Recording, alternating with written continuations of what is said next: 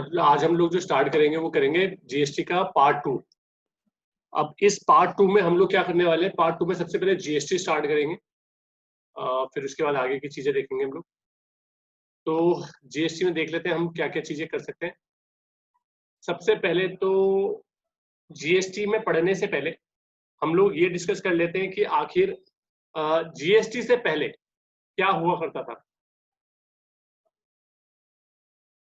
एक minute wait करना जरा।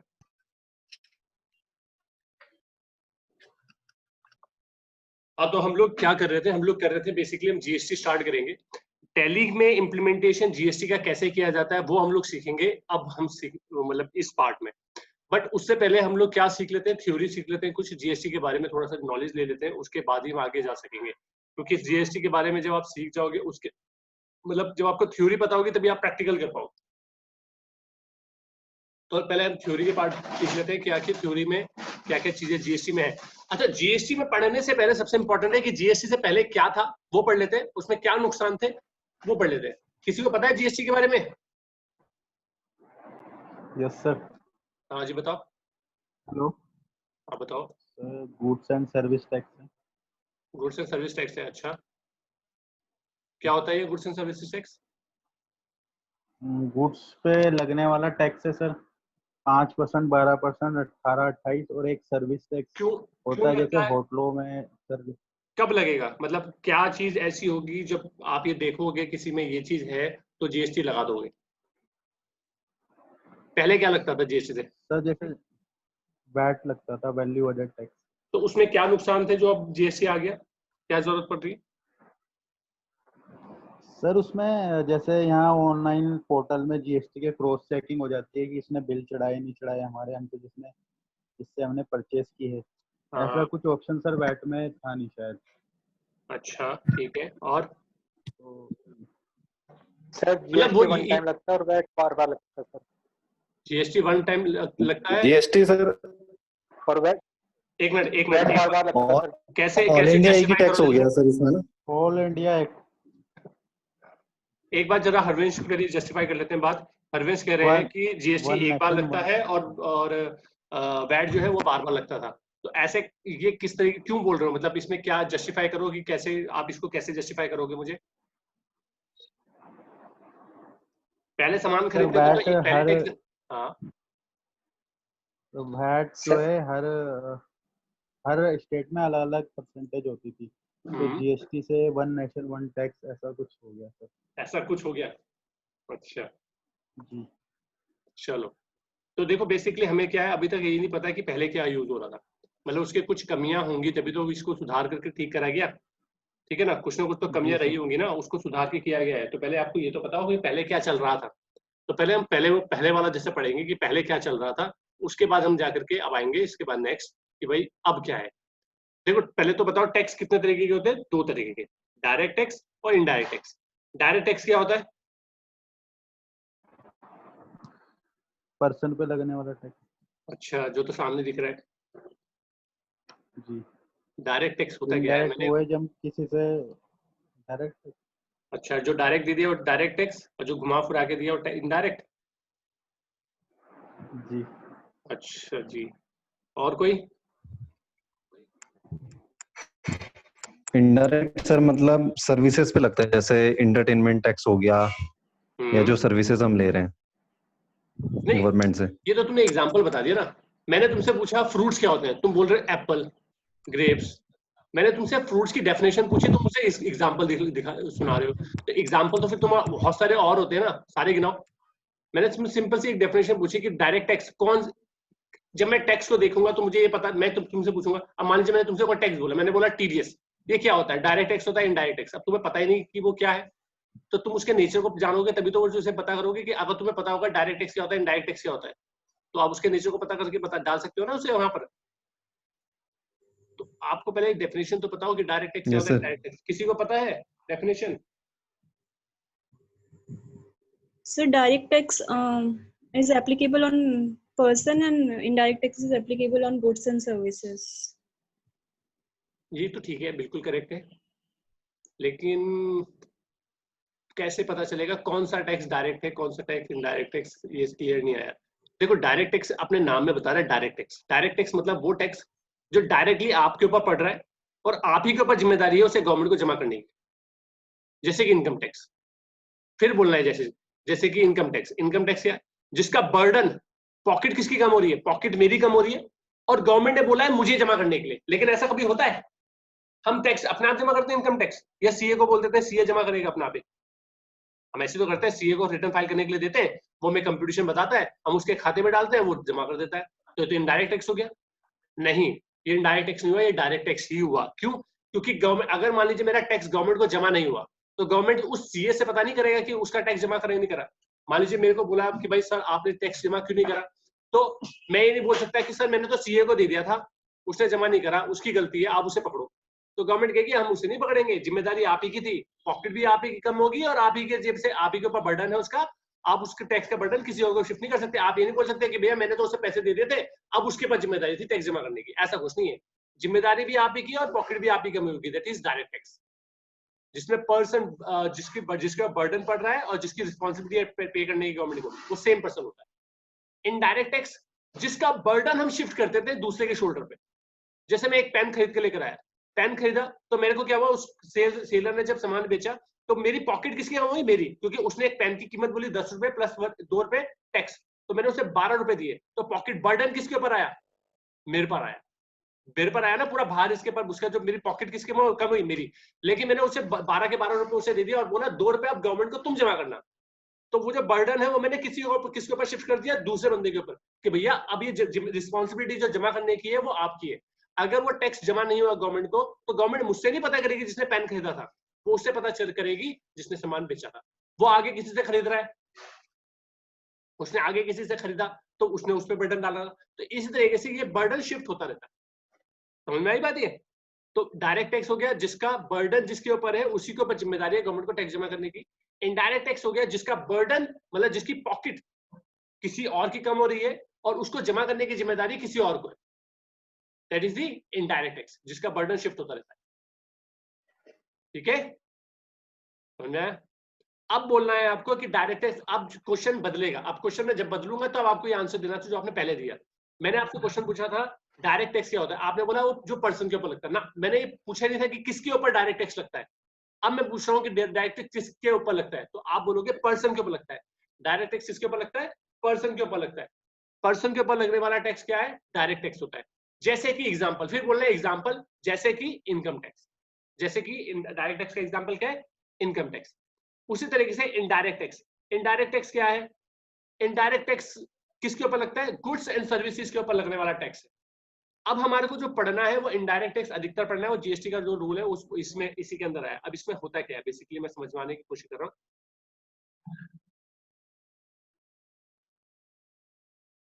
एक मिनट रुकना, ठीक है?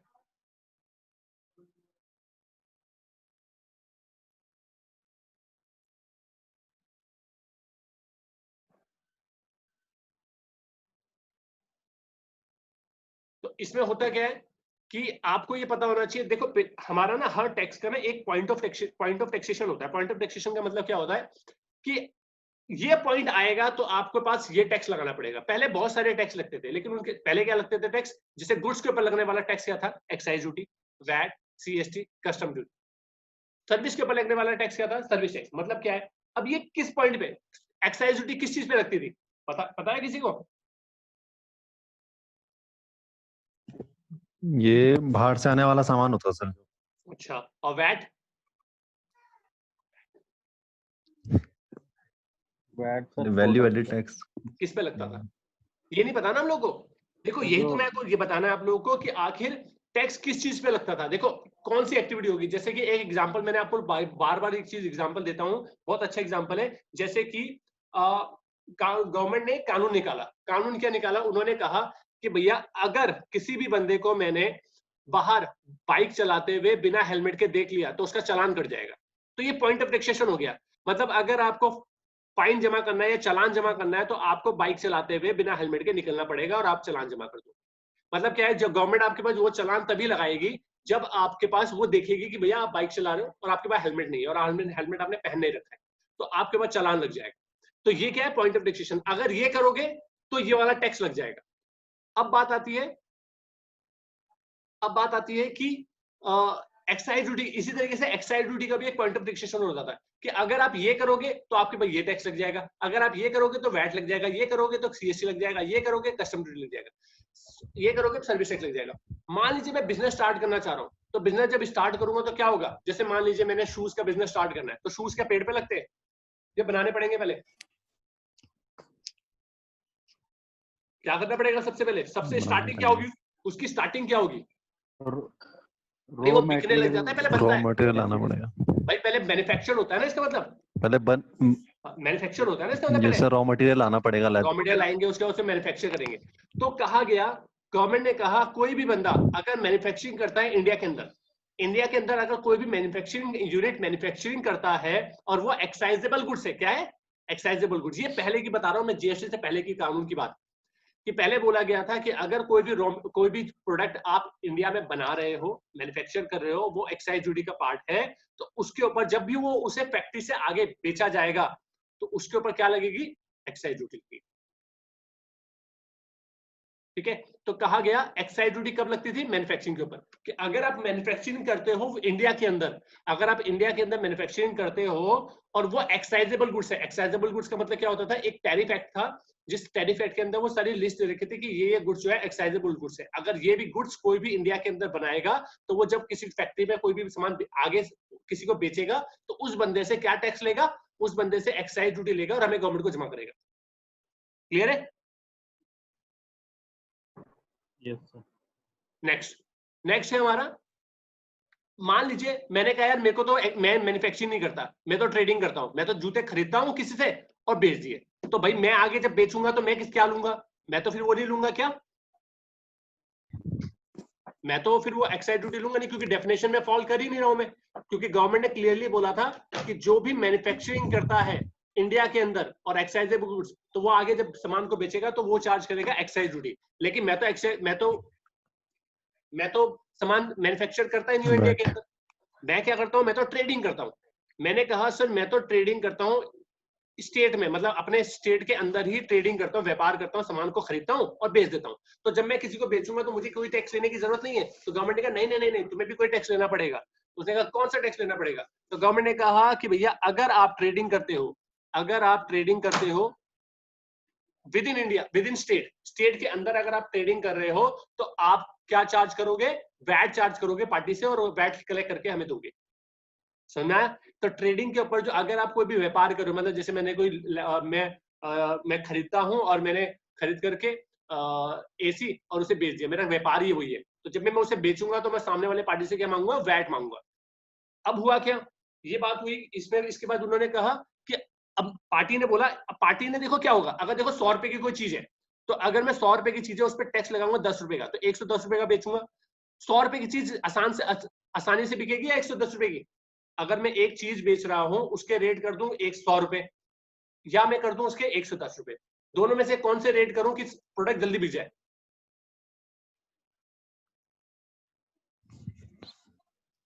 100 रुपए का बिकेगा सर, 100 रुपए का ना, या 110 रुपए का बिकेगा जल्दी, भाई सस्ता होगा तभी तो बिकेगा, 100 वाला भी भाई सस्ता होगा, अगर मैंने किसी प्रोडक्ट के सस्ते जितने सस्ते दाम रखूंगा उतनी जल्दी बिक जाएगा।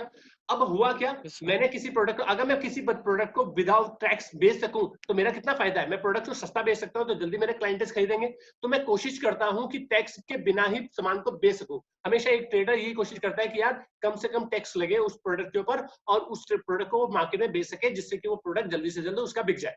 तो हमने क्या करा, हमने कानून की जो लैंग्वेज है उसे पढ़ना स्टार्ट करा। अब मैंने क्या करा, मैं शूज बेचता हूं तो मैंने कहा यार मैं मैन्युफैक्चरिंग तो करता नहीं, इसका मतलब मुझे एक्साइज ड्यूटी किसी से लेने की जरूरत नहीं है, तो ये टैक्स से मैं बच गया। दूसरा, मैं वैट लूंगा तब जब मैं सामान विद इन स्टेट बेचता हूँ। मैंने क्या करा, स्टेट के अंदर बेचना ही बंद कर दिया, क्योंकि डेफिनेशन में लिखा था ना कि अगर आप ट्रेडिंग करते हो विद इन स्टेट तो आपको वैट चार्ज करना पड़ेगा, तो उन्होंने तो ये तो कहीं नहीं लिखा था कि बाहर बेचोगे तो क्या होगा, तो मैंने स्टार्ट क्या कर दिया, बाहर बेचना स्टार्ट कर दिया। तो जब मैंने उसे बाहर बेचा तो गवर्नमेंट ने उसे भी पकड़ लिया कि अगर आप आउटसाइड द स्टेट कोई भी ट्रेडिंग करोगे तो उसके ऊपर आपका लगेगा सीएसटी, सेंट्रल सेल्स टैक्स। ठीक है, तो वो लगेगा आपका सेंट्रल सेल्स टैक्स आपका लग जाएगा। अगर गवर्नमेंट ने मतलब हर कोने से पकड़ रही थी कि हम कानून, गवर्नमेंट क्या बनती है, कानून बनाती है, उसके बाद हम उसमें से लूपहोल निकालते हैं, उसके बाद उसको उसी तरीके से इस्तेमाल करते हैं जैसे कानून ने वो लिख के दिया है, और उसमें अपने अपने आप को बचाते हैं। वही कौन काम करता है, एक हमारे टैक्स कंसल्टेंट काम करते हैं, जो सीएस वगैरह होते हैं, वो सब हमारे ये वाले ही काम करते हैं। अब बात आती है, देखो अगर मैं किसी मैन्युफैक्चर यूनिट से कुछ सामान खरीदूंगा तो एक्साइज ड्यूटी देनी पड़ेगी। अगर मैं किसी ट्रेडर से सामान खरीदता हूँ जो विद इन स्टेट सामान बेचता है तो मुझे वैट देना पड़ेगा, और अगर मैं आउटसाइड द स्टेट से सामान खरीदता हूँ तो मुझे देना पड़ेगा सीएसटी। तो मतलब कहीं ना कहीं से तो मुझे सामान खरीदना पड़ेगा, लेकिन मुझे टैक्स देना पड़ रहा है। मैं कोशिश कर रहा हूँ कि मुझे कोई चीज 100 रुपए की है तो मुझे टैक्स 10 रुपए बच जाए मेरे, और मुझे 100 रुपए की खरीद पड़े। तो जब मेरे को 100 रुपए की खरीद पड़ेगी तो मैं आगे भी बेचूंगा तो मुझे आसानी पड़ेगी, क्योंकि इसका रेट में कम रख पाऊंगा। अगर मैं 110 रुपए की चीज खरीदूंगा तो मेरे लिए मुश्किल है। तो मैंने कोशिश कर रहा हूँ कि कैसे करूँ। तो गवर्नमेंट ने कहीं ये नहीं लिखा था कि इंडिया के बाहर खरीदोगे तो क्या टैक्स लगेगा। तो मैंने क्या करा, इंपोर्ट कर लिया। क्या कर लिया, क्या करा, इंपोर्ट। जब मैंने इंपोर्ट करा तो गवर्नमेंट ने उस बात को भी पकड़ लिया। गवर्नमेंट ने कहा अगर आप इंपोर्ट करोगे तो उसके ऊपर टैक्स लगेगा, कस्टम ड्यूटी। उसके ऊपर क्या टैक्स लगेगा, कस्टम ड्यूटी लगेगी। अगर आप इंपोर्ट करोगे तो आपके ऊपर कस्टम ड्यूटी लग जाएगा। अब मेरे पास कोई ज़ाहिर नहीं बच गया कि अगर मैं गुड्स, सब सारी डेफिनेशन में ये लिखा होता, अगर आप गुड्स को मैन्युफैक्चरिंग करते हो तो एक्साइज ड्यूटी लगेगी, अगर गुड्स को विद इन स्टेट बेचते हो तो वैट लगेगा, अगर गुड्स को आउटसाइड द स्टेट बेचते हो तो आपके पास क्या लगेगा, सीएसटी, और अगर आप गुड्स को इंपोर्ट करते हो तो कस्टम ड्यूटी देनी पड़ेगी। तो आप हर जगह से मार खा चुके हो। अब आपको कोई बचने की जगह नहीं है कि जहां से आप बच सको। एक जगह और है कि जहां से आप बच सकते हो। क्या बच सकते हो, बिजनेस ही बंद कर दो, कारोबार ही बंद कर दो, ठीक है ना। अगर आप गुड्स का कारोबार ही नहीं करते हो तो आपको कोई टैक्स देने की जरूरत नहीं पड़ेगी। तो हमने क्या करा, हमने कहा डेफिनेशन में लिखा था ना गुड्स गुड्स गुड्स गुड्स, तो हमने गुड्स को ही हटा दिया। हमने क्या करा, हमने एक एडवर्टीजमेंट कंपनी खोली और हम लोगों का एडवर्टीजमेंट करवाने लगे। तो अब हम सर्विस दे रहे हैं, तो अब तो सर्विस में तो कोई रूल था ही नहीं कि कोई टैक्स लगेगा। फिर गवर्नमेंट ने इस बात को पकड़ लिया, और गवर्नमेंट ने इस बात पे पकड़ करके भी कहा कि भैया अगर आप सर्विस बेचोगे तो हम सर्विस के ऊपर भी टैक्स लगा देंगे। अगर कोई सर्विस प्रोवाइडिंग कर रहा है तो उसके ऊपर सर्विस टैक्स लग जाएगा। अब ये देखो, इतने सारे टैक्स थे पहले। अब हुआ क्या, गवर्नमेंट ने क्या करा, गवर्नमेंट ने ये करा कि इस पूरे पार्ट को यहां से यहां तक का, ये जो पूरा पार्ट है कस्टम ड्यूटी तक का, इस पूरे पार्ट को, ठीक है, इस पूरे पार्ट को खत्म करा, ठीक है, इस पूरे पार्ट को खत्म करा, और इसकी जगह पे क्या लाया, जीएसटी।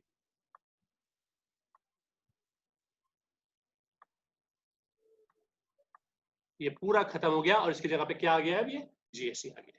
मतलब ये पूरा इनडायरेक्ट टैक्स जो हुआ, वो इसमें जितने भी ये टैक्स लग रहे थे वो सब खत्म हो गए, और उसकी जगह पे क्या ला दिया गया, जीएसटी ला दिया गया। बड़ा सिंपल सा लॉजिक, ठीक है। अब मुझे इसमें बताओ तुम्हें फायदा क्या नजर आ रहा है। अब सर एक ही टैक्स हो गया।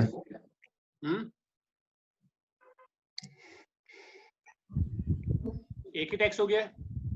अब तुम्हें क्या फायदा नजर आ रहा है कि यार पहले ये था, अब ये हो गया। एक टैक्स होने से फायदा क्या हुआ, मुझे एक चीज बताओ। आज तुम सामान इंपोर्ट करोगे तो क्या टैक्स नहीं लगेगा, जीएसटी लगेगा, यस लगेगा।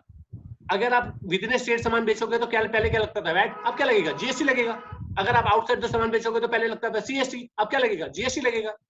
अगर आप मैन्युफैक्चरिंग करते हो तो और आगे बेचते हो तो उसमें क्या लगेगा, पहले लगता था एक्साइज ड्यूटी, अब क्या लगेगा, जीएसटी लगेगा। तो सिर्फ नाम ही तो बदला।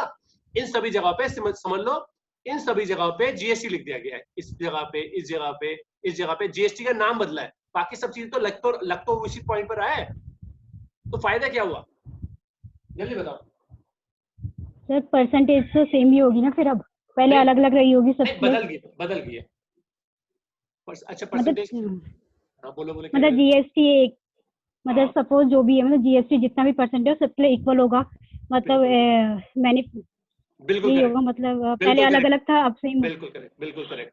ठीक है, पहले क्या होता था, मैन्युफैक्चरिंग जब आप करते थे तो उसमें एक्साइज ड्यूटी लगती थी, वो अलग रेट से लगती थी। अब आप बेचोगे तो वो जीएसटी एक रेट लगेगा। बिल्कुल करेक्ट है, one nation one tax, good, ठीक है। इसके अच्छा, आप अपने पॉइंट ऑफ व्यू से सोचो, एज अ स्टूडेंट के पॉइंट ऑफ व्यू से सोचो कि उसे क्या फायदा नजर आ रहा है, तुम्हें क्या फायदा नजर आ रहा है। अलग अलग रिटर्न फाइल करनी पड़ती होगी इनकी। नहीं, स्टूडेंट कहाँ से रिटर्न फाइल करेगा। सर पहले ना सर हर एक टैक्स के लिए अलग सीए रखना पड़ता था, और अब एक ही सीए रखना पड़ता है। बिल्कुल करेक्ट है, ठीक है, तो मैं क्लास में बचा चुका हूँ। पहले एक एक चीज पकड़ते हैं, ठीक है ना, बिल्कुल करेक्ट बोल रहे हो आप। एज ए स्टूडेंट देखते हैं क्या फायदा है, स्टूडेंट के लिए क्या फायदा। पहले क्या करते थे, पहले आप लोगों को क्या करना पड़ेगा, पहले आपको एक्साइज की अलग एक बुक होती थी, पूरा लॉ था एक्साइज ड्यूटी का, वैट का एक अलग बुक थी, सीएसटी की अलग बुक थी, कस्टम ड्यूटी की एक अलग बुक थी, सर्विस टैक्स की एक अलग बुक थी। अब क्या हुआ, आपको वो एक ही बुक पढ़नी है जीएसटी। पहले आप 5-5, 6-6 बुकें पढ़ते थे, वो भी बुकें क्या होती थी, बहुत बड़ी होती थी, उसमें सेक्शन होते थे, बहुत सारी चीजें होती थी, बहुत सारे लॉज होते थे, वो आपको याद करने पड़ते थे। अब आपको जरूरत नहीं है, अब आपको एक चैप्टर याद करना, एक इस बुक याद करनी है, दैट इज जीएसटी, बस। तो फायदा हो गया आपके लिए। बिजनेस के लिए क्या फायदा हुआ, बिजनेस के लिए फायदा ये हो गया, देखो पहले क्या होता था, पहले एक बंदा, जैसे मेरे यहाँ मान लीजिए एसी है, एसी बनाते भी हैं हम, मैन्युफैक्चर भी करते हैं, बेचते भी हैं, ट्रेडिंग भी करते हैं, और एसी को ठीक करने का काम भी करते हैं, मतलब सर्विस का काम भी करते हैं। बाहर से भी खरीदते हैं एसी, और इसे इंपोर्ट भी करते हैं। तो हमारे पास सारी चीजें लग गई, मतलब मैं अगर इंपोर्ट करूंगा तो कस्टम भी देना पड़ेगा, बाहर बेचूंगा तो सीएसटी लेना पड़ेगा, बाहर विद इन स्टेट बेचूंगा तो वैट देना पड़ेगा, सब करता हूं मैं। और मैं मैन्युफैक्चर भी करता हूं, तो जब किसी को आगे बेचता हूं तो कस्टम ड्यूटी भी चार्ज करना पड़ता है। और मैं सर्विस को जो सर्विस होती है एसी की वो भी करता हूं, तो सर्विस टैक्स भी चार्ज करना पड़ेगा। तो मतलब क्या है, मेरे यहाँ सभी जगह का टैक्स होता है। अब मेरे को क्या होगा, जब मैं ये काम तो आसान से मैं कर रहा हूँ, लेकिन इसकी कंप्लायंसेस भी तो पड़ेगी, क्योंकि क्या होगा, मेरे अकाउंटेंट जब डिटेल, तो कस्टम ड्यूटी की डिटेल अलग से जाती थी, तो हर चीज की डिटेल जो है तो वो अलग अलग रिटर्न जाती थी। तो उसके लिए क्या होता था, होता क्या है, जैसे पहले क्या होता था, पहले सीए जो होते थे वो पढ़ाई पूरी करते थे, जब सीए की पढ़ाई करी जाती थी तो उसमें एक्साइज ड्यूटी का पूरा लॉ पढ़ा जाता था, वैट का पूरा लॉ पढ़ा जाता था, सीएसटी, जैसे एक डॉक्टर होता था, डॉक्टर क्या था, पढ़ाई तो पूरी करता था, लेकिन कोई फिजिशियन बन जाता है, कोई ऑर्थो लाइन पकड़ लेता है, लेकिन ऑर्थो वाला जो हड्डियों का डॉक्टर वाला है, क्या उसे अगर जुकाम की दवाई देनी है तो वो दे नहीं सकता, दे सकता है, लेकिन हम कभी भी उसके पास नहीं जाएंगे और बोलेंगे हमें जुकाम की दवाई दे दो, हम उससे हमेशा हड्डियों का ही इलाज करवाने के लिए ही जाएंगे, क्योंकि वो उसका स्पेशलिस्ट है। उसी तरीके से सीए भी होते थे, सीए पढ़ते तो सब कुछ थे, excise duty, VAT, CST, custom duty, service tax, लेकिन कोई एक्साइज ड्यूटी में स्पेशलाइजेशन कर लेता था, कोई वैट में, कोई कस्टम ड्यूटी में, कोई सर्विस टैक्स में। तो जब मेरे को जब सीए को रिटर्न, क्योंकि रिटर्न तो सीए फाइल करेगा, तो मुझे अपने बंदे मुझे हायर करने पड़ते थे, तो एक बंदे को मुझे अपनी फाइल देनी पड़ती थी, कस्टम वाले को एक देना पड़ता था, सीए हायर करना पड़ता था एक्साइज ड्यूटी के लिए, एक सर्विस टैक्स के लिए। तो जब मेरा महीना खत्म होने वाला होता था, रिटर्न का टाइम होता था, तो मेरे से कंप्लायंसेस मांगते थे, भाई अपनी डिटेल भेज दो एक्साइज ड्यूटी की, सर्विस टैक्स की, तो मैं तो कंप्लायंसेस में फंसा रह जाता था। मुझे इतने सारे लोगों को सेटिस्फाई करना पड़ता था, सारी डिटेलें भेजनी पड़ती थी, सब चीजें सेटिस्फाई करनी पड़ती थी, बहुत दिक्कत हुई, गवर्नमेंट को इतनी सारी डिटेल भेजनी पड़ती थी, तो ये बहुत सारी कंप्लायंसेस बढ़ जाती थी, मेरी मैन पावर बढ़ती थी और बहुत सारी हॉच-पॉच हो जाता था। तो इससे बचने के लिए अब क्या हुआ, अब मुझे एक बंदा हायर करना है जो जीएसटी देखता है। अभी सारे टैक्स गए, अब तो जीएसटी वाला एक सीए देखना है जो सिर्फ जीएसटी वाला पार्ट देखेगा और उसी के साथ में कंप्लायंसेस पूरी करूंगा। तो ये हमारे लिए आसान हो गया। गवर्नमेंट के लिए क्या आसान हो गया, गवर्नमेंट के लिए पहले मॉनिटर करना मुश्किल होता था, पहले क्या होता था, ये सीएसटी, एक्साइज ड्यूटी और सर्विस टैक्स, ये इतने सारे टैक्स होते थे, किसी में चोरी हो जाती थी, अब उसे मॉनिटर करना आसान है क्योंकि एक ही बंदा है। समझ में आ रही? हेलो, यस सर, यस इतना सर। समझ में आया? Yes, sir. अब बात करते हैं जीएसटी के बारे में थोड़ा सा और डिटेल में। पहले तो मुझे बताओ, जीएसटी में रजिस्ट्रेशन करवाना सभी को जरूरी है?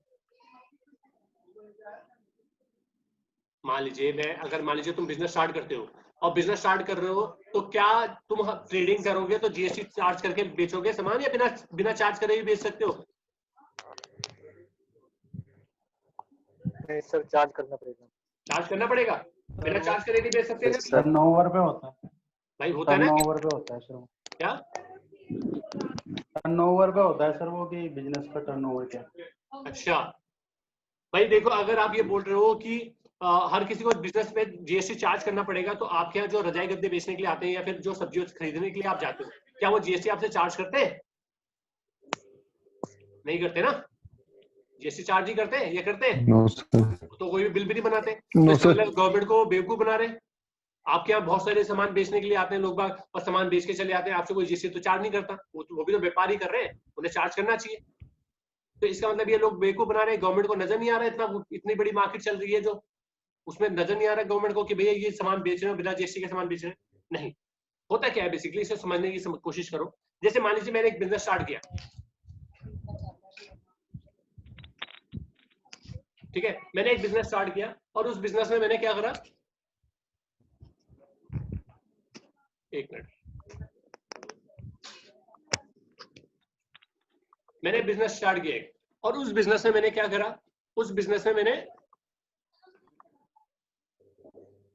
मैंने एक बिजनेस स्टार्ट किया, और उस बिजनेस को जब मैंने स्टार्ट कर लिया, स्टार्ट करने के बाद हुआ क्या, मैं स्टार्ट करने के बाद मार्केट में पहुंचा, और मार्केट में जब मैं स्टार्ट करके अपनी दुकान को थोड़ा सा ठीक करवा रहा था, सब कुछ ठीक करवा रहा था, तो मेरे पड़ोस में जो दुकान वाले थे वो आए मेरे पास और कहने लगे सर एक चीज बताओ आप क्या कर रहे हो। तो मैंने कहा अपना बिजनेस स्टार्ट कर रहा हूँ, अपने बिजनेस में थोड़ा सा यहाँ पे रैक बनानी है, कपड़ों का बिजनेस स्टार्ट करना था, बगल वाले की शॉप में भी कपड़ों का बिजनेस स्टार्ट ऑलरेडी चल रहा था। तो उसने बोला सर कहाँ से स्टार्ट कर रहे हो, मैं तो यहाँ से खुद बंद क्लोज करने के लिए सोच रहा हूँ, मैं तो क्लोज करने के लिए सोच रहा हूँ, आप क्या कर रहे हो, खोलने की कोशिश। मैंने कहा क्यों कर रहे हो क्लोज। उसने कहा सर आपको नहीं पता जीएसटी के बारे में, जीएसटी में रजिस्ट्रेशन आपने करवाया। मैंने कहा ना जीएसटी में कोई रजिस्ट्रेशन तो मैंने करवाया नहीं, मुझे तो पता भी नहीं कि जीएसटी में होता क्या है। तो कहने लगा आपको नहीं पता, पहले जीएसटी में रजिस्ट्रेशन करवा के लाओ, बहुत चक्कर काटने पड़ते हैं, कंप्लायंसेस बहुत ज्यादा हो गई है, मैं तो परेशान हो चुका हूँ, मैं तो खुद बंद कर रहा हूँ इसी चक्कर में। तो जीएसटी में आपको रजिस्ट्रेशन करवाना पड़ेगा, जीएसटी में रजिस्ट्रेशन करवाने के बाद फिर उसके बाद आपको रजिस्ट्रेशन करवाना है, रजिस्ट्रेशन के बाद आपको रिटर्न फाइल करनी पड़ेगी हर मंथ, ठीक है ना, आपको हर मंथ रिटर्न फाइल करनी पड़ेगी, एक अकाउंटेंट रखना पड़ेगा, ये सब चीजें आपको करनी पड़ेगी। तो मैंने कहा यार ये तो बड़ी दिक्कत होगी। अब मेरा दिमाग जो था, पहले मैं क्या कोशिश कर रहा था, मैं ये सोच रहा था अपनी दुकान में बैठा हुआ था कि मैं बिजनेस स्टार्ट कर रहा हूँ तो कहाँ से माल खरीदूंगा, कहाँ से माल बेचूंगा और अपनी दुकान को कैसे अट्रैक्टिव बनाऊं। और मेरा दिमाग हट करके कहाँ पे चल गया, इन कंप्लायंसेस में चले गया, इन कंप्लायंसेस में चले गया, ठीक है ना। अब इस पे दिमाग हट के मेरा किस पे चले गया, इन सारी कंप्लायंसेस में चल गया कि इनको पूरा करना पड़ेगा। तो मैंने कहा तो बिजनेस स्टार्ट करना बड़ा मुश्किल हो गया, पहली बात ये हुई। दूसरी बात मेरे को एक और नजर आई मार्केट में, जो मेरे लिए चैलेंज था। क्या चैलेंज था कि बगल वाली शॉप में मान लीजिए एक मैं कोई प्रोडक्ट है, जो मैं प्रोडक्ट बना रहा हूँ, मान लीजिए वो 100 रुपए का है, और बगल वाली शॉप है वो कितने का बिकता है, 100 रुपए का, प्लस उस पर 10 रुपए का जीएसटी लगाया तो 110 रुपए का वो बिक जाता है, ठीक है ना। तो ये एक मार्केट में, बगल वाली मार्केट में बिक रहा है, मतलब 110 रुपए का एक प्रोडक्ट मिल रहा है, मतलब 100 रुपए का उसका कीमत है, उसने कर रखी है, और 10 रुपए उस पर जीएसटी लगाता है, 110 रुपए का बेच देता है। भाई इसको जो बगल वाला बंदा है वो तो 25 साल से काम कर रहा है, 20-25 साल से, तो उसे जो जितने का प्रोडक्ट मिल रहा होगा उतने का तो मुझे मिल भी नहीं सकता। भाई उसे हो सकता है 80 रुपए का मिल रहा हो, 20 रुपए कमा रहा हो, तो उसने 100 रुपए की कीमत कर ली हो, प्लस 10 रुपए जीएसटी लगा करके 110 रुपए का बेच रहा हो। लेकिन मेरे तो बस का ही नहीं है, क्योंकि मैं तो अभी स्टार्ट, हो सकता है चलो मैंने ये भी मान लिया कि मैंने बिजनेस ऐसे स्टार्ट नहीं करा कि अभी आया और एकदम उठा लिया, स्टार्ट कर लिया। पहले मैंने बहुत जॉब करी है, बहुत रिसर्च करी है, उसके बाद जाके बिजनेस स्टार्ट किया। मेरी भी मार्केट में बहुत वैल्यू है, और मैंने बिजनेस स्टार्ट करते समय मेरे को कोई चीज 90 की पड़ी, मैंने फिर भी उसकी कीमत क्या कर दी, 110 रुपए की। मैंने कहा मुनाफा कम कमा लूंगा, 90 की पड़ी, मैंने उसकी कीमत कर दी 100 रुपए की, 100 रुपए की कर दी, और उस पर मेरे को भी जीएसटी लगाना पड़ेगा, 10 रुपए का मैंने जीएसटी लगाया, तो मेरी भी कीमत कितनी की होगी, 110 रुपए की। मुझे एक चीज बताओ, अगर मार्केट में एक बंदा 20 साल से काम कर रहा और उसको वो प्रोडक्ट बेच रहा है 120 रुपए का, 110 रुपए का, और अभी मैं आया और मैं भी बेच रहा हूँ कितने का, 110 रुपए का, तो आप किससे खरीदना पसंद करोगे, जो फ्रेश बंदा है या फिर जो पुराना बंदा है? पुराने बंदे से। पुराने बंदे से। भाई नोकिया, भाई अब देखो तुम ये एग्जांपल देखो ना, चाइनीज मोबाइल है वो अभी आए, नोकिया कब से चला आ रहा था, तो नोकिया का मोबाइल जो बिकेगा वो चाइनीज मोबाइल तो उसकी कंपैरिजन में नहीं आ सकता ना, चाहे वो उसी रेट पे बिकता है, लेकिन पहले नोकिया बिकेगा। गुडविल और ट्रस्ट ज्यादा है सर उसका। बिल्कुल, गुडविल और ट्रस्ट उसके पास ज्यादा है। इसलिए अगर मुझे बेचना है तो मुझे क्या करना पड़ेगा, अगर मुझे अपने प्रोडक्ट को बेचना है तो मुझे क्या करना पड़ेगा, क्या करूं ऐसा कि मेरा प्रोडक्ट बिक जाए? एक ही कर सकता हूं कि उसकी कीमत ये कर दूं 100। अगर मैं वो बगल वाला 110 रुपए का बेच रहा और मैं 100 रुपए का बेच रहा, अगर मुझे मार्केट में एंटर करना है तो मुझे अपने रेट के साथ कॉम्प्रोमाइज करना पड़ेगा, और मुझे रेट कम देने ही पड़ेंगे। ये पक्की बात है ना? Yes sir. तो हमारे को ये रजिस्ट्रेशन, तो इसीलिए हम लोगों ने क्या बोला, हम लोगों ने ये बोला कि भाई अगर आपको अब मैं गवर्नमेंट को ये बोल रहा हूँ कि सर मेरे पास 2 चैलेंज आ रहे हैं, मैं बिजनेस स्टार्ट करने के लिए सोच रहा हूँ। एक, पहले तो मुझे मेरे पास चैलेंज ये आया कि मेरे को ये क्या करना पड़ेगा, ये जीएसटी के रजिस्ट्रेशन, मतलब ये कंप्लायंसेस पूरे करने पड़ते हैं। पहले मैं तो पागल हो जाऊंगा, कंप्लायंसेस पूरे करूंगा, बिजनेस स्टार्ट करूंगा, क्या काम करूंगा। दूसरा, मेरे बगल वाली की शॉप पे तो 110 रुपए का चीज बिक रही है और मैं भी 110 रुपए का बिक रही हूँ, तो मैं मार्केट में आ ही नहीं पाऊंगा। ये टैक्स, क्योंकि टैक्स का बर्डन अभी मैं आया नहीं और आपने मेरे पर टैक्स का बर्डन लगा दिया, तो मैं तो पागल हो जाऊंगा, मैं तो नहीं कर सकता काम ये। तो कहने लगे यार सर मैं तो, मेरे से नहीं होगा ये काम इतना। तो कहने लगे अब, और बल्कि ये बात तक बोल दी कि देखो आप गवर्नमेंट बोलती है कि भाई इकोनॉमिक ग्रो करनी है तो लोग आए और बिजनेस स्टार्ट करें अपना, तो उससे बिजनेस स्टार्ट करेंगे तो एम्प्लॉयमेंट भी बढ़ेगा, सब कुछ फैसिलिटी, एनवायरमेंट बढ़ेगा, स्टैंडर्ड ऑफ लिविंग बढ़ेगा। लेकिन मैं स्टार्ट करना चाह रहा हूँ तो आप ही ने इतने सारे प्रेशर डाल रखे, तो कोई बंदा, नया बंदा मार्केट में आए कैसे? तो ये सब चीजें मेरे को परेशानी आने लगी। तो गवर्नमेंट ने इस बात को समझा और गवर्नमेंट ने इस बात को समझते हुए एक कंडीशन बोली कि भाई अगर आप चाहते हो बिजनेस स्टार्ट करना तो आपको रजिस्ट्रेशन करवाने की जरूरत नहीं है। आपकी अगर टर्नओवर उतने तक नहीं जाती है तो आपको रजिस्ट्रेशन करवाने की जरूरत नहीं है। आपको कोई रजिस्ट्रेशन करवाने की जरूरत नहीं है अगर आपकी टर्नओवर वहां तक नहीं जाती है। क्या बोली उन्होंने कहा, गवर्नमेंट ने कहा, सिंपल सी ये बात बोली,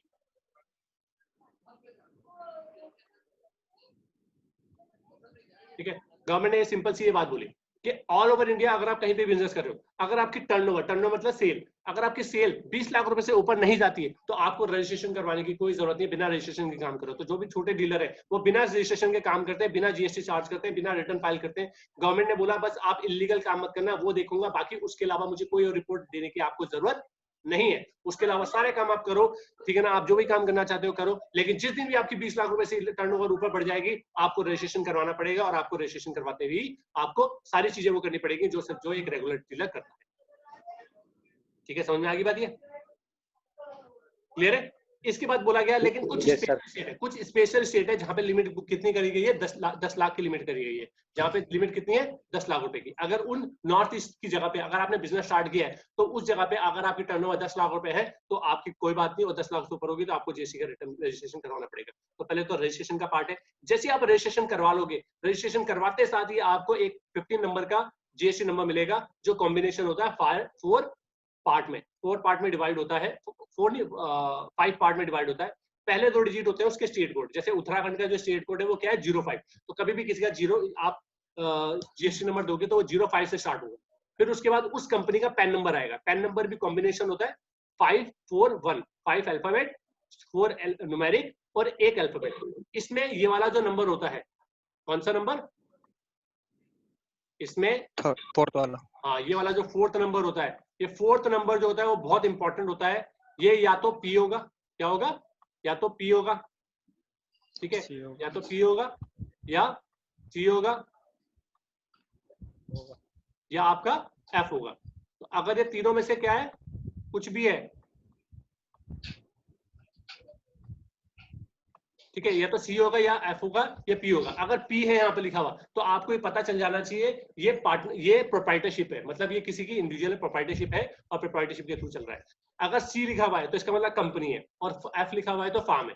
दूसरा फिर आपका आता है यहाँ पे 1, अगर यहाँ पे 1 लिखा हुआ है तो इसका मतलब है एक पेन नंबर पे हो सकता है, देखो मेरे एक पेन नंबर पे मैंने 2 रजिस्ट्रेशन ले रखे हो, एक उत्तराखंड का ले रखा हो और एक आपका दिल्ली का ले रखा हो। अच्छा, एक चीज और बताया, तो अगर मेरे 29 स्टेट में ब्रांचेस हैं तो मुझे 29 ही रजिस्ट्रेशन लेने पड़ेंगे। अगर मेरे एक कंपनी जैसे रिलायंस कंपनी के अलग अलग स्टेट में ब्रांचेस है तो उसके लिए 29 स्टेट के 29 ही आपको रजिस्ट्रेशन भी लेने पड़ेंगे, उनका जीएसटी नंबर भी अलग आएंगे, उनका सिर्फ ये वाला पार्ट चेंज होगा, उसका स्टेट कोड उनका चेंज हो जाएगा, बाकी बीच में पेन नंबर ठीक रहेगा, ये हो जाएगा उतना स्टेट। और ये वाला जो पार्ट है वो जेड रखा गया है, मतलब अभी इसे रिजर्व रखा गया है, गवर्नमेंट ने इसे रिजर्व रखा था और कहा था कि जब हमें को जरूरत पड़ेगी तो हम इसे चेंज कर सकते हैं।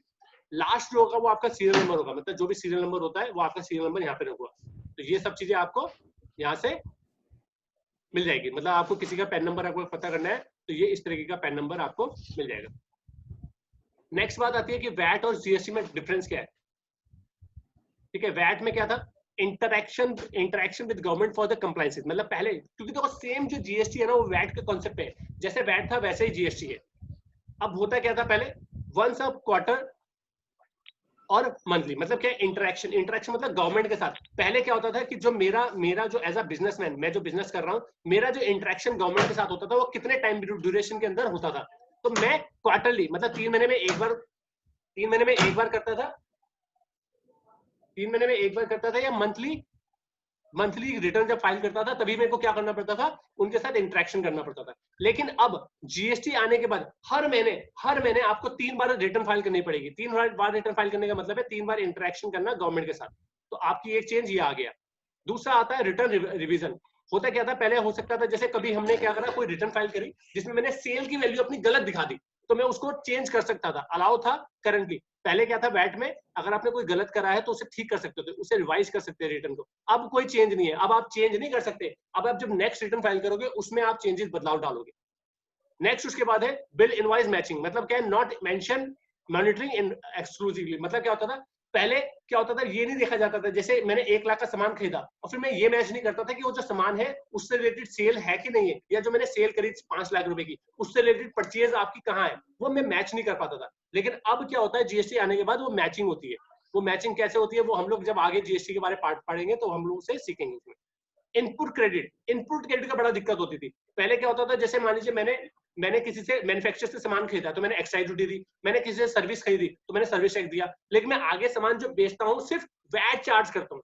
तो मैं आगे जब सामान बेचूंगा तो मैं वैट चार्ज करूंगा, और वैट को सर्विस टैक्स से, ये इनपुट टैक्स क्रेडिट का पार्ट है।